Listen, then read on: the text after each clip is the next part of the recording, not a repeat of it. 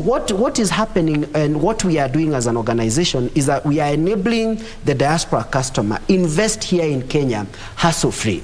There are a lot of people who are selling land in Kenya, and the reason why there are a lot of people who are selling land in Kenya is because of the ease of entry to the work of selling land. You know what I mean? There is an ease of entry. I mean, if today, Doreen, you decide that you are going to start a side hustle of selling land, you can actually do that even without registering a company. You understand? You can actually be an agent. So for AMG, it is important to mention that we only sell what we own as a support system to the diaspora people. We don't do agency. We only sell what we own. We don't broker land. We fully buy what we are selling. We get the titles, we get the documents before we can actually start selling. All right, I hear you. So then, just in general, broadly, talk to me about those documentations. What paperwork is needed, whether in diaspora or here in the country?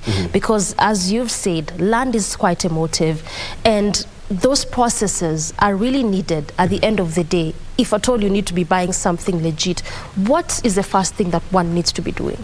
Number one, it's important to know whether it's an entity, a corporate entity, it's a company you are dealing with, or it's an individual. Because people who sell land in Kenya, you find that it's either a company or an individual person.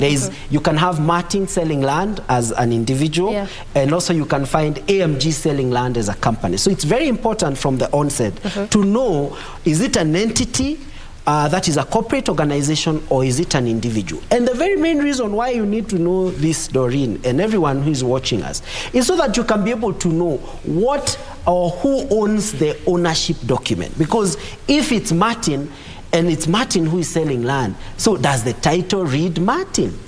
Are we together? If it's AMG and it's AMG that is selling the land, does AMG has the title under their name? Because one of the biggest issues... So whether an individual or a company does not matter, these are the things that you need to be looking at as a Kenyan. What is the name in this particular property or land? Good. So number one, the title deed.